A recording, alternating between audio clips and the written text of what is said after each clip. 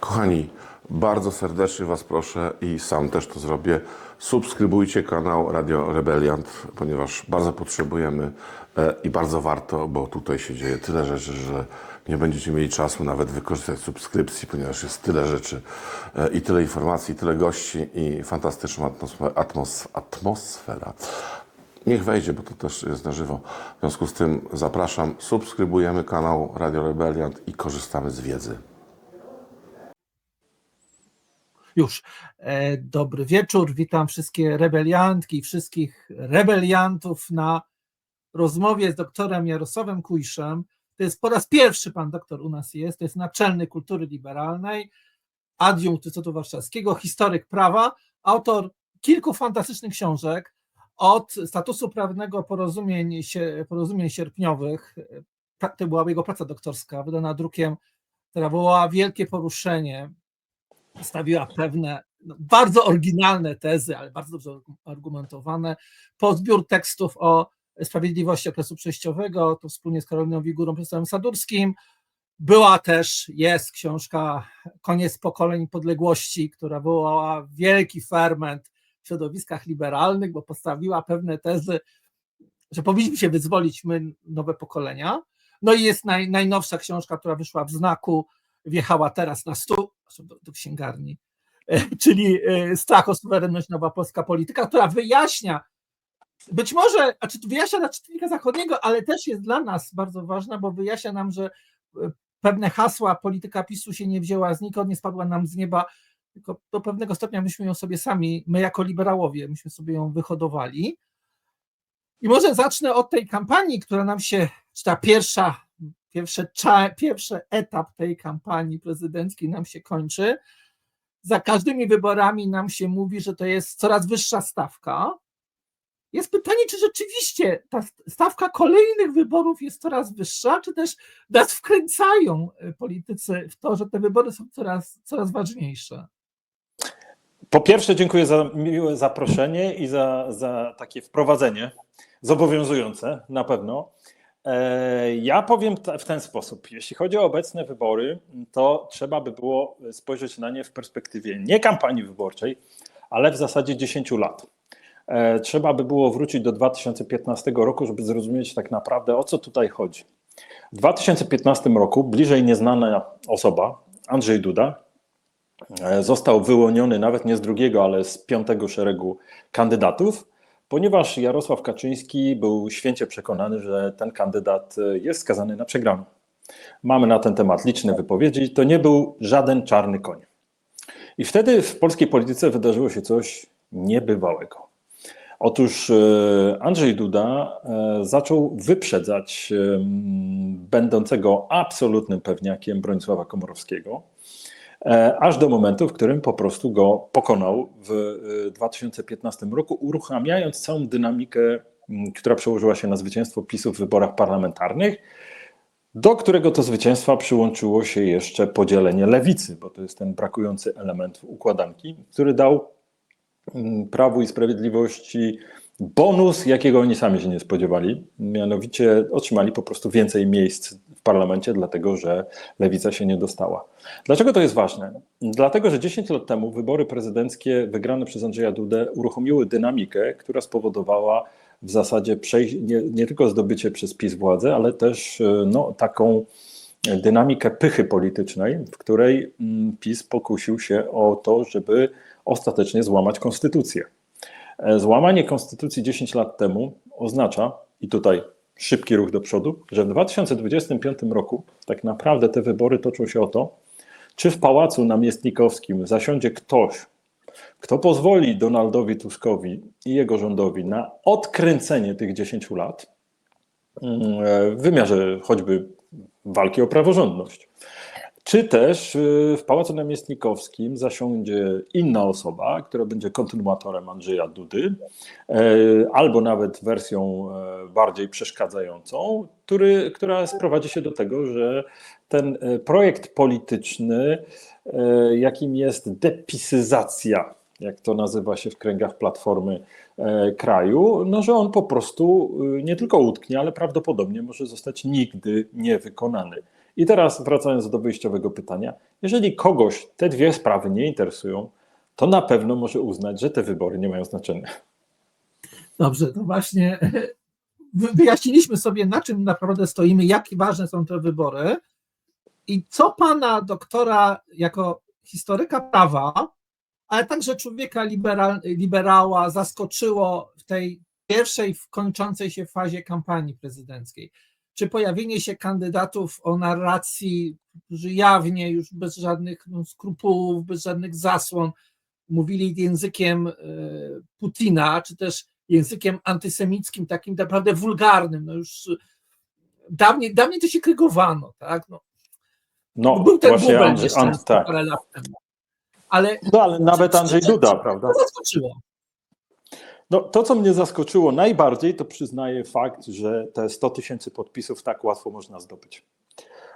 To jest dość niepokojąca sytuacja, w której w zasadzie osoby, które nie reprezentują nawet 1% sondażowego, przynajmniej utrzymują, że mają te 100 000 podpisów. W zasadzie to przechodzi niesprawdzone. Nie jest to co do jednego, żeby to zweryfikować. Co przy dzisiejszym poziomie technologii, posiadania elektronicznych dowodów osobistych i różnych innych rozwiązań, które by tutaj nam mogły pomóc, jest absolutnie zdumiewające. Efekt jest taki, że to, o czym panie Michale wspomina, mianowicie, że nagle mamy kandydatów antysemitów, kandydatów, którzy reklamują swoje biznesy, kandydatów, którzy nie dodają powagi wyścigowi o urząd głowy państwa, powinno zostać rozwiązane technologicznie. Wie pan, już ja nie mówię o jakichś tutaj dużych słowach, ale na litość boską, żebyśmy te 100 000 podpisów weryfikowali, zanim ta osoba wejdzie do wyścigu i być może pomyśleli, że jeżeli to nie wystarczy dlatego, żeby przemykały się te płotki przez regulacje, że być może powinniśmy podnieść ten próg ze 100 000 do 500 000. Wydaje mi się, że to jest fundamentalny problem, który przekłada się nie tylko na to, że naszym kosztem bierze udział w kampanii wiele osób, których w ogóle tam powinno nie być. Znowu, sondaże nie uprawniają ich do tego wyścigu, ale też one na swój sposób niszczą debatę, nie pozwalają, może inaczej. W momencie, kiedy mam 13 kandydatów, w zasadzie debata jest niemożliwa. Każdy, tak jak to można było zobaczyć w debacie w TVP, 60 sekund albo 20 sekund na wypowiedź. To nie jest żadna debata. To jest pozorowanie debat, to jest sytuacja, w której w zasadzie każdy mruga okiem do swojego widza, do swojego elektoratu, bo nawet nie jest w stanie odpowiedzieć na zarzuty przeciwnikowi. Efekt jest taki, że gdybyśmy mieli jednak zamiast 13, 6, nie wiem, 5, którzy są przynajmniej reprezentatywni, to i tego nieprzyjemnego ścieku retorycznego byłoby mniej i prawdopodobnie nasza uwaga byłaby poświęcona znacznie ważniejszym kwestiom niż te, które mieliśmy okazję obserwować. A czego zabrakło? Czego zabrakło w tych rozmowach, tak zwanych debatach? Jakie wątki zostały pominięte? Co pana zadziwiło? Bo jak ja czytałem tę książkę, to zauważyłem, że brakuje nam poważnej debaty o nowych technologiach i o tym, że zewnętrzne siły nam dzielą społeczeństwo, że mamy tak naprawdę fundamentalny punkt, w którym musimy budować jakby na nowo swoje sojusze, określać swoje gwarancje bezpieczeństwa, swoją pozycję i miejsce w świecie. Czego jeszcze zabrakło w tych tak zwanych debatach?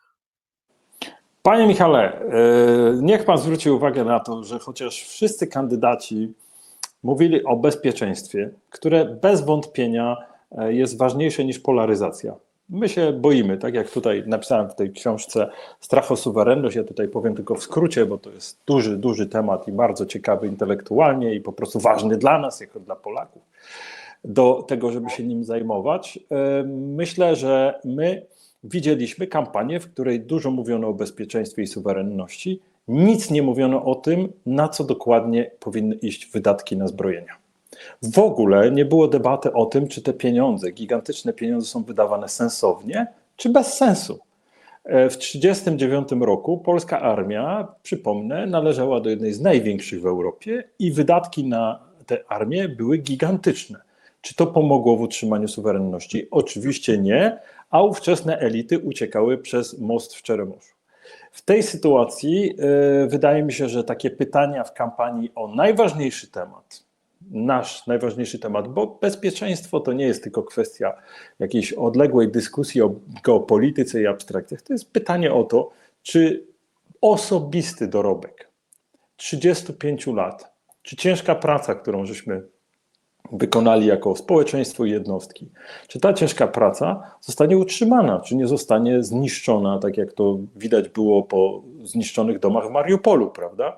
Że może dorobek 35 lat zostać unicestwiony w jednej chwili rakietami z obwodu kaliningradzkiego, rakietami Iskander. Więc wydaje mi się, że to jest tak poważny temat, że aż niebywałe, jak ci kandydaci kompletnie go zwekslowali, tym bardziej, że jest to temat ściśle akurat związany z kompetencjami głowy państwa. Zamiast tego mieliśmy kaskady drugorzędnych problemów, które nie przysługują w ogóle konstytucyjnie kompetencjom głowy państwa. To były takie konstytucyjne bajkopisanie. No właśnie, czy te wątki, które się pojawiły w kampanii, czyli eurokołchoz kontra pogłębiona integracja, tylko że niewyjaśniona nam patologicznie, o co chodzi, suwerenność odmieniana przez wszystkie przypadki i używana jako przecinek, czy w tej kampanii my nie wyjdziemy z takim chaosem informacyjnym, że jedni mówią Unia Europejska to eurokołchoz, drudzy mówią o tym, że trzeba federalizować, ale może później. Niektórzy używają słowa suwerenność jako przecinka, ale my nie wiemy, co tak naprawdę znaczy dzisiaj suwerenność, bo jest spór między suwerenistami a euroentuzjastami, ale obie strony mówią o suwerenności, ale jej nie definiują. I potem wychodzą takie kwiatki jak eurokołchoz a la Grzegorz Braun. I nie będą definiować. Oni nie będą definiować. Jest duże zainteresowanie tym, żeby wprowadzać do obiegu naszej debaty pojęcia, które polaryzują, rezonują w uchu jak największej liczby osób, ale które są rozmyte. Weźmy, jeżeli pan pyta o kwestię sporu o to, jak dużo integracji, to potencjalnie jest ciekawy temat i ważny. Ale jeżeli politycy reprezentujący obóz Prawa i Sprawiedliwości zaczynają znowu uderzać w suwerenistyczne tony, to muszę powiedzieć, że jestem o krok od wzruszenia ramionami, ponieważ jak przyszedł kryzys covidowy, to oni podpisali się pod pogłębieniem Unii Europejskiej. I znowu ja powiem, no to dobrze, no prawdopodobnie każdy na ich miejscu zrobiłby to samo. To było rozsądne działanie w momencie kryzysowym, w którym jeszcze na dodatek w zasadzie politycy innych obozów wcale nie byli mądrzejsi co do tego, jakie podejmować działania. Sytuacja bez precedensu. Natomiast wychodzi potem kandydat Prawa i Sprawiedliwości, jakkolwiek by się nie dystansował od tego obozu i zaczyna nas przekonywać, że znowu będzie twardo stać wobec Brukseli.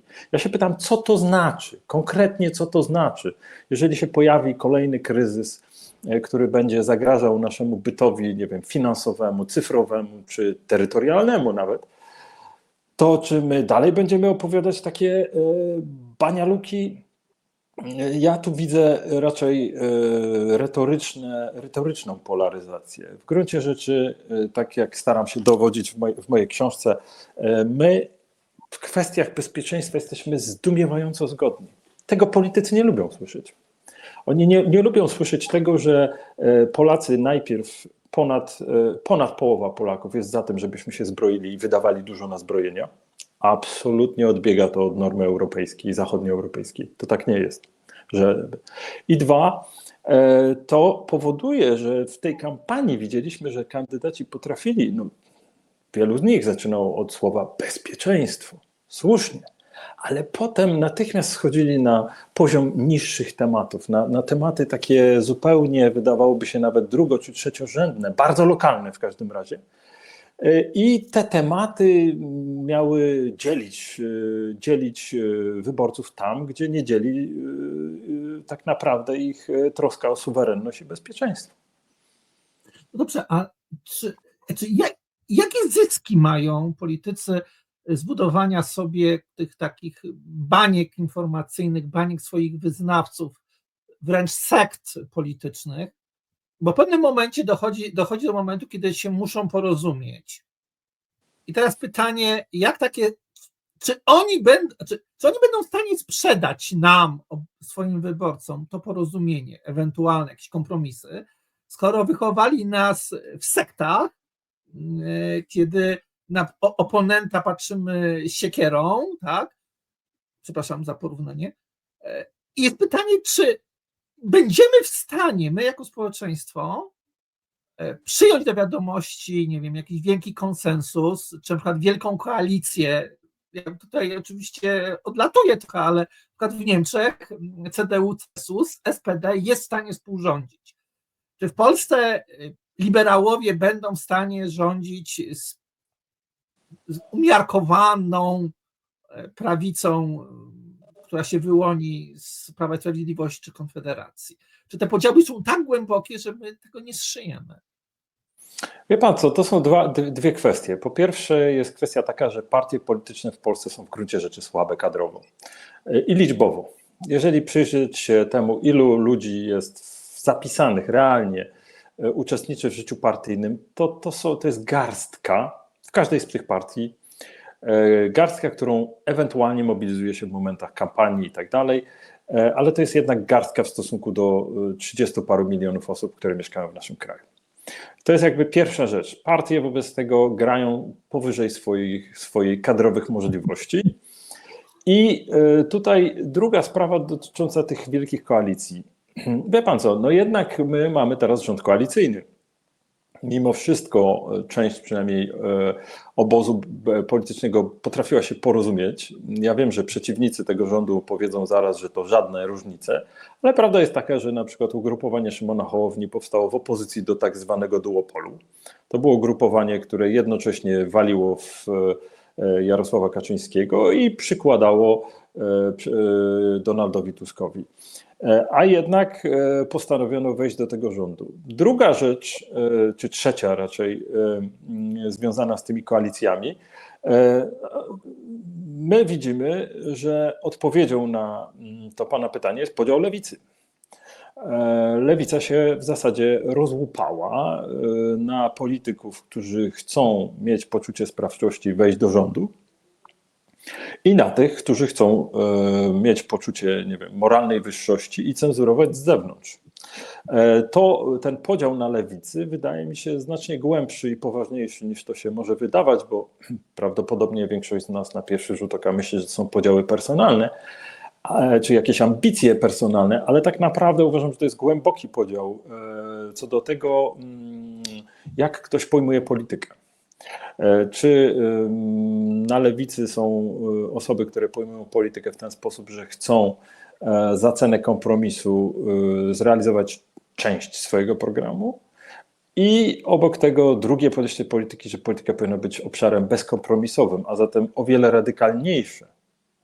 radykalniejsze środki, gdyby taka osoba zdobyła władzę, zostaną użyte. Więc myślę, że to jest bardzo poważny spór, ale on pokazuje, że jest przynajmniej u części polskiej klasy politycznej ta skłonność do kompromisu, objawiła się, no ale poza tą koalicją wszyscy póki co będą dowodzić, że tego kompromisu nie chcą zawierać. Więc myślę, że tutaj dwie kultury polityczne zmagają się ze sobą. I jakiekolwiek porównania z Niemcami, które mają tę specyfikę po II wojnie światowej, jeszcze Niemcy zachodnie, które tutaj przebyły swoją drogę od Konrada Adenauera, myślę, że to chyba w ogóle nie powinien być dla nas punkt odniesienia. To jest tak inna kultura polityczna, że można chyba machnąć ręką na to. Rozumiem, a tutaj się pojawia wątek polityki historycznej Prawa i Sprawiedliwości, czyli odrzucenie porozumień okrągłego stołu, porozumień, które to były bardzo trudne negocjacje dla obu stron, i psychiczne, i polityczne. Ludzie wychodzili z traum, opozycjoniści rozmawiali ze swoimi oprawcami. doszło do porozumienia, uruchomiliśmy wielki proces uwalniania Rzeczypospolitej, okrągły stół doprowadził do niepodległości. I teraz tak, jakie są konsekwencje zanegowania okrągłego stołu, czyli metody dialogowania i rozmawiania i przełamywania też traum? Bo my mamy tą traumę utraty niepodległości, ona teraz tkwi, nawet jeżeli jesteśmy pokoleniem lat, nie wiem, 80., 90., 2000, bo to nasi przodkowie opowiadali nam o tym, szkoła nas uczyła. I teraz tak, negujemy porozumienie. Jakie to ma konsekwencje na przyszłość? Wie pan co, to jest bardzo dobre pytanie, o tyle, że ono nas zmusza do odbycia takiej krótkiej przejażdżki po 35-leciu już teraz. Bo w 1989 roku konsensus służył do tego, żeby się dogadać, ale w tle cały czas była Moskwa. To nie był suwerenny kraj. To był kraj, w którym zezwolono na pewien poziom autonomii i w ramach tej autonomii oraz deklaracji Michaiła Gorbaczowa wtedy o tym, że on dawał do zrozumienia, że nie będzie już prowadzić polityki interwencji w krajach bloku wschodniego, nagle otworzyło się okno możliwości, w którym cały czas, mając ten cień Wielkiego Brata, Polacy podjęli rozmowy. Wcale nie było tak, że podjęli je chętnie, wcale nie jest tak, że to była od razu wybuch miłości i tak dalej. Najważniejsze jest to chyba, że to było w sytuacji niesuwerenności i z poczuciem, że jest jeszcze cały czas obecność wojsk rosyjskich na terytorium Polski, ponieważ, o czym się łatwo zapomina, wojska rosyjskie z Polski wyszły dopiero w 1993 roku. I teraz to powoduje zupełnie inną taką sytuację polityczno-psychologiczną. Ludzie mają poczucie, że to nie jest dane im raz na zawsze, że to jest raczej taka okazja, z której można skorzystać, że się oczywiście dobija o wolność, ale to dobijanie o wolność, jak w lekcji, którą wszyscy aktorzy rozmów okrągłego stołu odebrali, może się zamknąć to okno, tak jak zamknęło się w przypadku pierwszej Solidarności, 16 miesięcy, dużo i mało, ale został cały ten moment wolności roztrzaskany wprowadzeniem stanu wojennego w grudniu 1981 roku. I teraz w 1989 roku podejmuje się rozmowy, zaczyna się działania i w pewnym sensie, mając ten duży pułap niepewności, szuka się sposobu na odzyskanie niepodległości, za którym dopiero to odzyskaniem niepodległości przychodzą decyzje ekonomiczne, decyzje militarne i wiele innych, bo tak naprawdę trzeba zacząć od suwerenności. Szybki skok do przodu w 2025 roku. Ta sytuacja jest nieporównywalna. Jesteśmy tak, krajem NATO, krajem Unii Europejskiej. Jesteśmy krajem, w którym klasa polityczna oswoiła się już z regułami demokracji na dobre i na złe. I w 2025 roku często nie opłaca się zawierania kompromisu. W 1989 roku nie było mediów społecznościowych. Naprawdę nie wiem, co by się działo, gdyby wtedy nasi opozycjoniści mieli dostęp do popularnych komunikatorów, ale w 2025 roku my wiemy, że do polaryzacji skłania nas także ustawienie algorytmów, które są tak skonstruowane, żeby przykuwać uwagę, a badania, które wykonano na ludzkich mózgach, badania psychologii, z zakresu psychologii społecznej, pokazały, że wiadomości negatywne i polaryzujące fantastycznie nas absorbują. Dość wspomnieć, że to raczej polityka dostosowuje się dzisiaj do algorytmów i do tego, w jaki sposób za oceanem, daleko stąd ustawiono te maszyny, żeby nas podzieliły, niż odwrotnie. Więc wydaje mi się, że jeżeli mielibyśmy mówić o kompromisach politycznych, to prawdopodobnie musielibyśmy ostro zaktualizować te nasze oczekiwania, bo nawet ta kultura niemiecka pod wpływem mediów społecznościowych, tego, że można obejść dotychczasową czwartą władzę, mamy piątą władzę cyfrową, że dzięki niej po prostu można zacząć przemeblowywać scenę polityczną. Więc myślę, że jeżeli konsensus, to musiałby być on skierowany przeciwko algorytmom i musiałby być on wymyślony w jakiś sposób na ten dzisiejszy czas. Ale podkreślam, my i tak nie jest aż tak źle, bo w sprawach bezpieczeństwa cały czas trzymamy się jednak razem. No dobrze, ale w sprawach bezpieczeństwa my jako społeczeństwo trzymamy się razem, ale już, przepraszam bardzo, elita polityczna, no w pewnych ważnych elementach tegoż bezpieczeństwa różni się i to drastycznie. I jest pytanie, czy ta zewnętrzna siła, czy algorytmy, których nie wiemy, jak one działają tak naprawdę, czy ona nie będzie tak naprawdę polityką, czy tak, nie będzie dzielić tak bardzo polityków i obywateli, żeby ten nasz konsensus, to nasze trzymanie się suwerenności, bezpieczeństwa, tego fundamentu państwa się rozmyło. No, ja zmartwię pana, ale w 1939 roku, kiedy już było jasne, że wojna wybuchnie, a w każdym razie wiele na to wskazywało, rząd sanacyjny też nie wyciągnął ręki do opozycji. Więc myślę, że to jest dość gorzka lekcja, której szybko zapomnieliśmy, ale warto mieć to na uwadze, że nawet nóż na gardle nie musi oznaczać, że się opamiętamy. I tutaj dotykamy też takiego problemu, który akurat jest nasz, nie dotyczył w zasadzie II Rzeczpospolitej w takim stopniu jak my, bo my wyciągamy wnioski jednak z tego, co się wydarzyło w okresie II wojny światowej i zimnej wojny. I tym elementem jest nowy podział sceny politycznej wedle odpowiedzi na to, kto nam zagraża. Wie pan, to ja myślę, że tutaj to nie ma szansy na to, żebyśmy się pogodzili akurat. Tak? Boimy się, to nas łączy, boimy się o suwerenność, jest strach o suwerenność, ale odpowiedzi, które, jak staram się to pokazać, odpowiedzi, których udzielają nam politycy, one są różne. Jedna część klasy politycznej mówi nam, trzeba się obawiać wschodu, a druga część klasy politycznej mówi nam, trzeba się obawiać wschodu i trzeba się obawiać zachodu.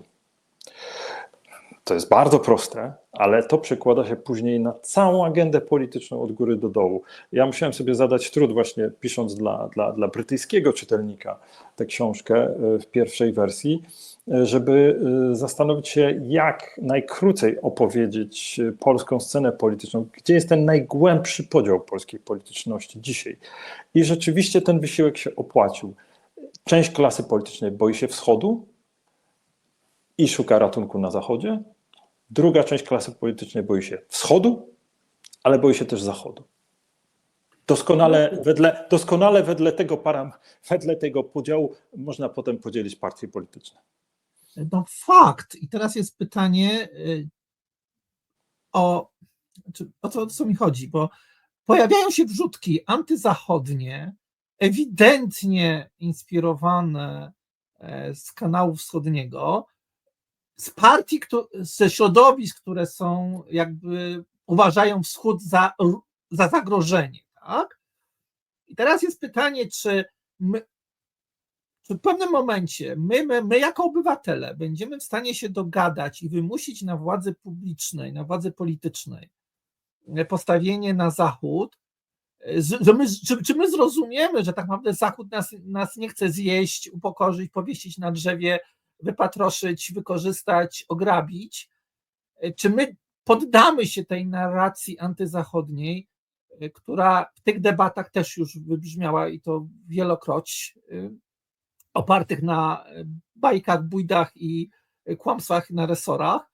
Czy nasza świadomość, nasza wiedza obywatelska pozwoli nam nie dać się? Wie pan, myślę, że jeśli chodzi o Zachód, to ta zgoda dotycząca tego, żeby ze wschodu uciekać na zachód, to ona i tak bardzo długo obowiązywała, prawie ćwierć wieku. To jest trochę sytuacja bezprecedensowa, ponieważ w polskiej kulturze politycznej, jeżeli tak naprawdę historycznie mielibyśmy sobie to obejrzeć, miłość do Zachodu wcale nie jest gwarantowana. W okresie I Rzeczpospolitej elity polityczne były dumne z tego, że nie są na Zachodzie, bo tam były wojny religijne. Tak już mówię w dużym uproszczeniu, ale to bardzo mocno oddziaływało na polską kulturę polityczną. W II Rzeczpospolitej cały czas spory graniczne z Niemcami które jednak leżą na zachodzie, się odbywały i geograficznie dwóch zaborców Polski, prawda, Prusy i Austria, Prusy Brandenburgia z Berlinem, no leżą na zachód, jakby na to nie patrzeć, od Polski. W okresie XIX wieku nasi romantycy, czyli prawda, myśliciele, którzy się zastanawiali, jak przetrwać ma naród bez państwa, mieli bardzo krytyczny stosunek do Zachodu, ze względu na jego materialność, na różne rozczarowania związane z tym, że kiedy wybuchały powstania, to nikt tak naprawdę nie przychodził z pomocą i tak dalej. Więc ta miłość do Zachodu przez ostatnie ćwierć wieku to była raczej anomalia, bym powiedział, na tle polskiej historii, niż coś absolutnie oczywistego. Trwało to bardzo długo i potem nasza prawica po wejściu do Unii Europejskiej, po wejściu do NATO i do Unii Europejskiej, szukała sposobu na odróżnicowanie się. I to, co my dzisiaj widzimy, tak jak pan pytał o tę niechęć do Zachodu, dziwnie wymieszaną z nienawiścią do Wschodu, prawdę mówiąc, to nie powinno nas aż tak dziwić, ponieważ to w gruncie rzeczy jest czysty roman boski. To jeżeli ktoś z Państwa chciałby sobie zrozumieć genezę tej agendy antybrukselskiej, powinien wziąć bardzo cienką, polecam, książeczkę Roman Dmowski napisał Myśli nowoczesnego Polaka, gdzie dowodził, że nasza cywilizacja, polskość jest daleko bardziej zaawansowana od kultury rosyjskiej, więc na wschodzie nie mamy się czego obawiać. Czego się powinniśmy obawiać, to to, że cywilizacyjnie, kulturowo, technologicznie wyższy Zachód, czyli w tym wypadku Niemcy, miał na myśli, no jednak zagraża egzystencji narodu polskiego.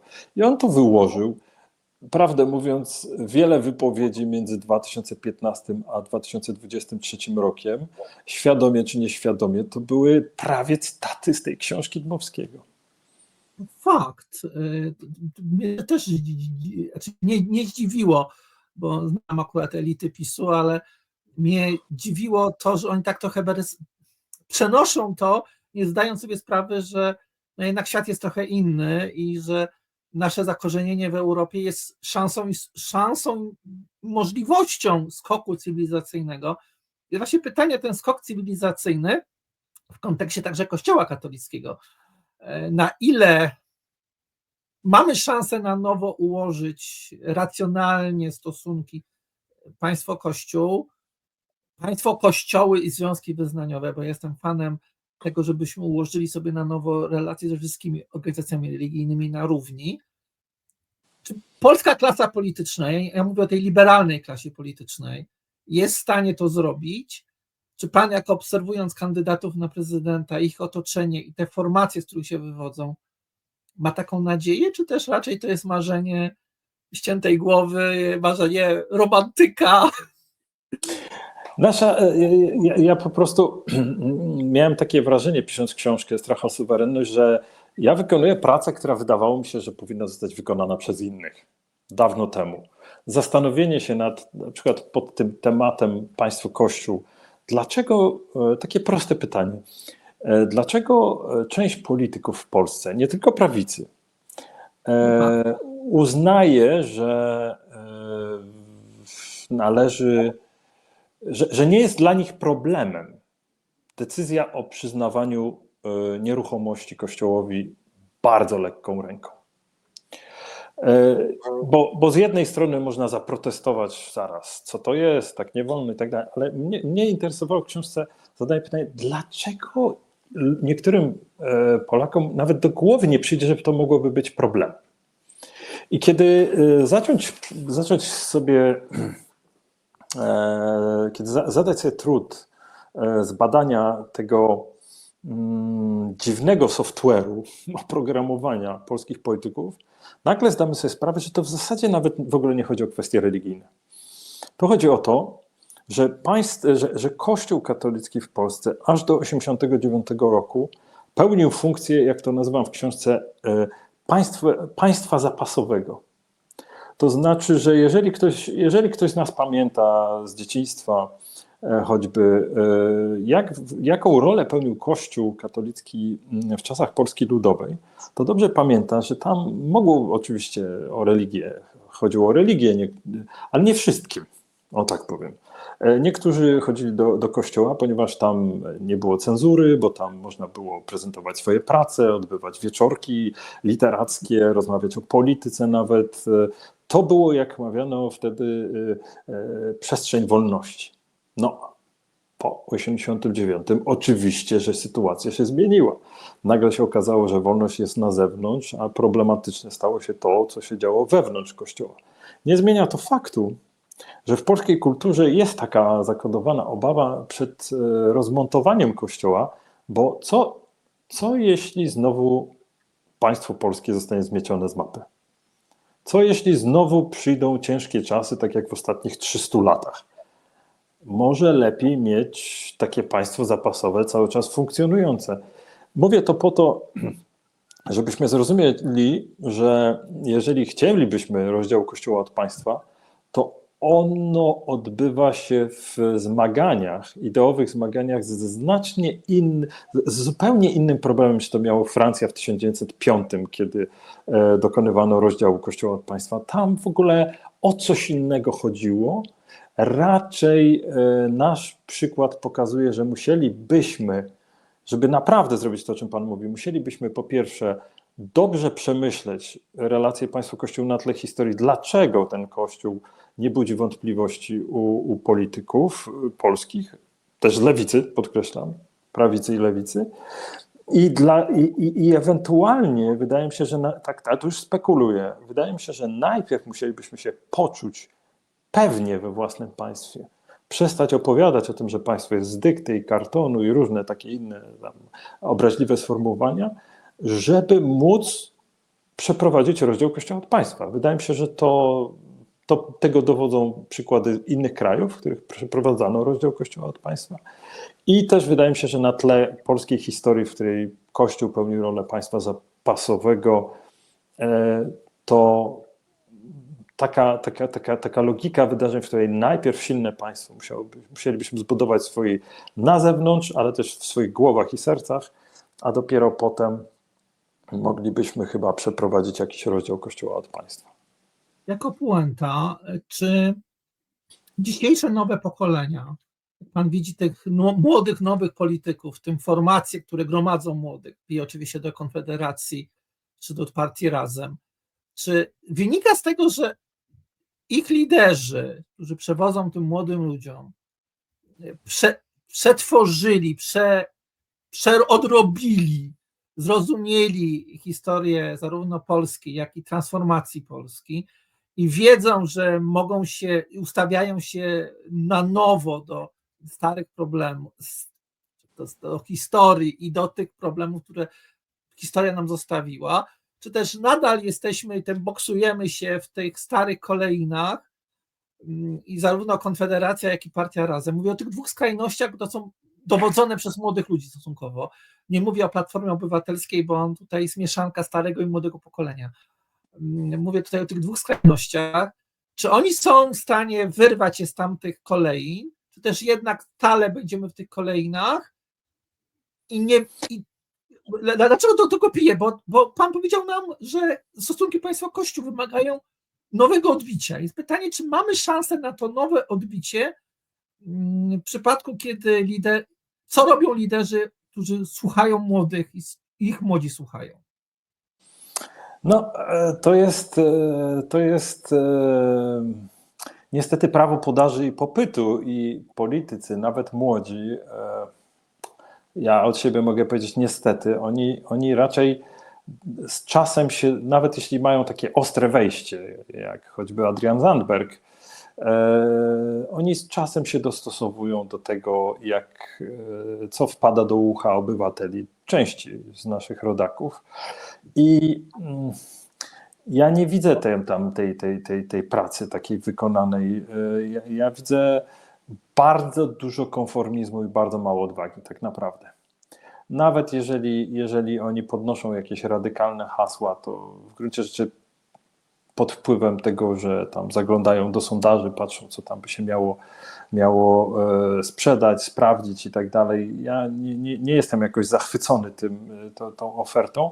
Jej brakuje autentyczności, która by wynikała z tego, żeby ci politycy wpisali w swoje biografie tę ofertę polityczną, żeby opowiedzieli, skąd się bierze ta ich agenda, dlaczego oni proponują te, a nie inne rozwiązania. No oczywiście zamiast tego jesteśmy zasypywani jakimś tam sondażowym populizmem i no myślę, że to dopiero, ja powiem tak, jako obywatel jestem niecierpliwy, jako historyk pokiwam ze zrozumieniem, że to dopiero 35 lat, to wie pan, na tle 300, to co to jest? Raczkujemy dopiero. No tak, a jako puenta, załóżmy dwa scenariusze, wrócimy do ważności wyborów. Dobry wynik wyborczy osiąga Mencen i Braun, w drugiej turze zderza się Nawrocki i Trzaskowski i wygrywa, weźmy w tym wariancie bardzo pesymistycznym, jako adwokat diabła mówię, że wygrywa Nawrocki. Co dla polskiej polityki, ale nie tej na dzisiaj, ale tej na za 5-10 lat, czym to się może skończyć? W takim wymiarze my Zachód, my wewnątrz, my skok cywilizacyjny, my rozmowa wewnętrzna. No ja pana zaskoczę, ale wydaje mi się, że Karol Nawrocki w Pałacu Namiestnikowskim oznacza mniej suwerenność. Wbrew temu, co on mówi, po prostu my pogrążymy się wtedy w sporze o konstytucyjne kompetencje władzy wykonawczej. Te spory na samych szczytach władzy, to już dostatecznie widzieliśmy w ostatnich latach, one prowincjonalizują polską politykę, a nie dodają jej żadnego rozmachu. Będą to powrót do tego, co kto starszy, ten pamięta, sporu o krzesła, kiedy był Lech Kaczyński naprzeciwko Donalda Tuska. To będzie prawdopodobnie spór o krzesła klasy premium, jeszcze ostrzejszy, jeszcze bardziej taki złośliwy pewnie też.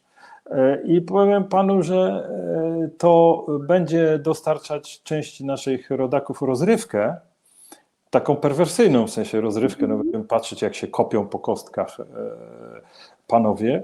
Natomiast w wymiarze takim politycznym, no to nas osłabi, bo my mamy swoje 5 minut, tego może od wewnątrz nie widać, ale z zewnątrz bardzo. Mamy swoje 5 minut, znaczy Polska jest postrzegana teraz, Francja ma swoje problemy, Niemcy mają swoje problemy, nie czas o tym mówić, ale jeszcze do tego Stany Zjednoczone doszły ze swoimi problemami.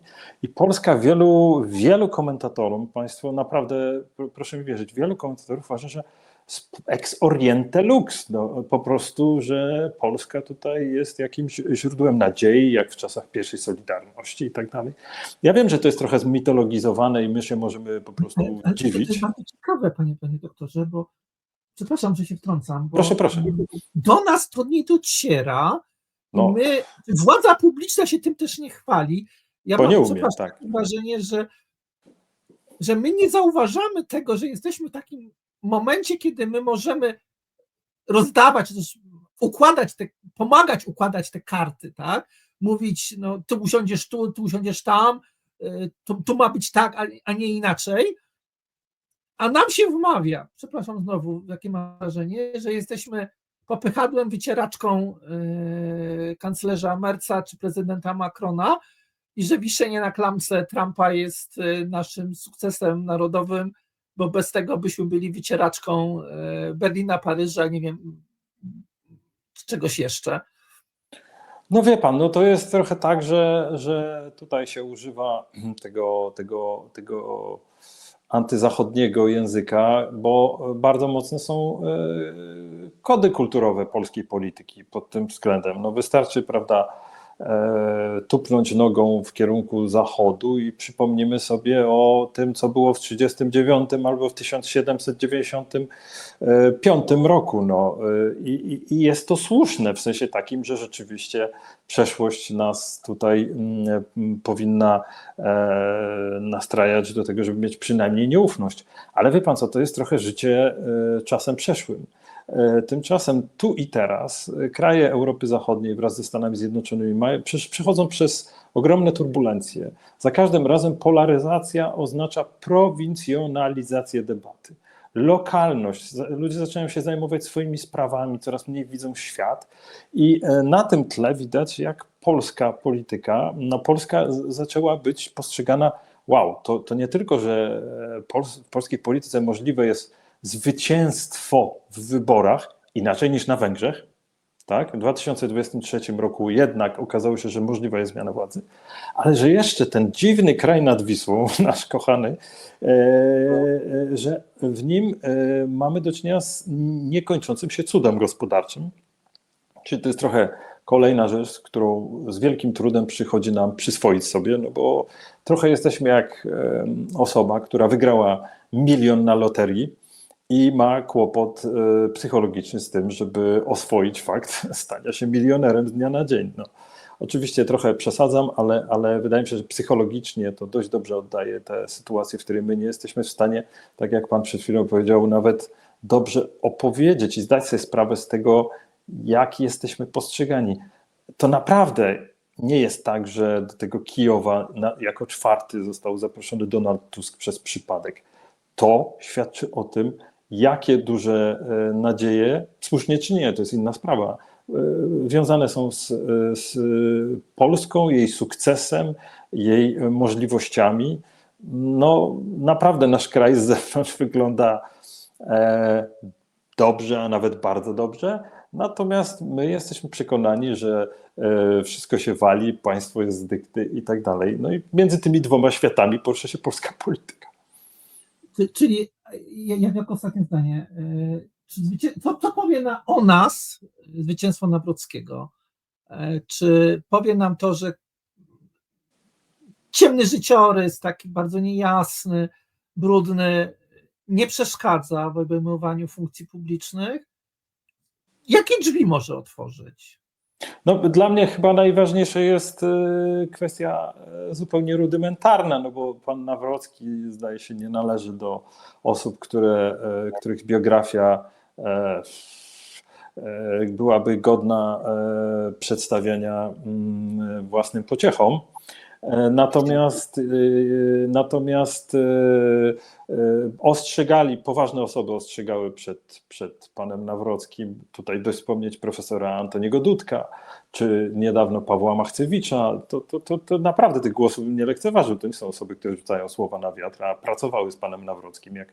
Jak ostrzeżenia płyną z ich strony, to myślę, tak, może trzeba by się nad tym było zastanowić, ale w wymiarze takim międzynarodowym, wie pan, no to jest dość oczywiste. Jeżeli Karol Nawrocki zasiadłby w Pałacu Namiestnikowskim, to taka awantura będzie o kompetencje głowy państwa, że skończy się te 5 minut dobrej koniunktury dla Polski, bo okaże się, że zwycięży gen anarchii i kopanie się po kostkach, a nawet grzmocenie się łokciami spowoduje, że no wie pan, no to przestaną płynąć te zaproszenia. Wizerunek Polski nie będzie lepszy, no, ale myślę, że część rodaków niestety nie będzie tego widziało z perspektywy Polski. No, miejmy nadzieję, że tak się nie stanie. Wie pan. Miejmy nadzieję. I to jest puenta naszej rozmowy. Naszym gościem, waszym gościem był dr Jarosław Kuisz, Wydział Prawa Instytutu Warszawskiego, redaktor naczelny jednego z najważniejszych periodyków, tych młodych periodyków debaty publicznej, czyli Kultury Liberalnej. Bardzo fajny internetowy tygodnik, zachęcam do lektury. Są teksty o kulturze i o polityce i do takich zaskakujących spojrzeń. To są spojrzenia na bardzo wiele wydarzeń takim okiem, którego nie zobaczycie w mediach tak zwanych poważnych, wysokonakładowych, wysokobudżetowych. Kultura to prawda, no jesteśmy tygodnikiem idei i jeśli chcą państwo zajrzeć w tym tygodniu, to przyglądamy się temu kolapsowi lewicy. Jest wywiad z Adrianem Zandbergiem, z Magdaleną Biejat i no jest to hard talk, jest to wywiady na ostro, więc gorąco zachęcam. Ja także rekomenduję, i oczywiście rekomenduję do oglądania naszych audycji. Ja bardzo dziękuję panu doktorowi. Dziękuję pięknie. Dziękuję za zaproszenie. Dziękujemy Wszystkiego dobrego. Dzień dobry. Tomasz Piątek w Radiu Rebeliant i dla Radia Rebeliant. Proszę Państwa, mamy w naszym kraju media partyjne, propagandowe, które kłamią. Mamy media głównego nurtu, które czasem coś nam powiedzą. I mamy media niezależne, odważne, jak Radio Rebeliant i jak kanał Reset Obywatelski, który reprezentuję. Dlatego gorąco Państwa zachęcam do subskrybowania Radia Rebeliant i do subskrybowania kanału Reset Obywatelski. Dziękuję bardzo.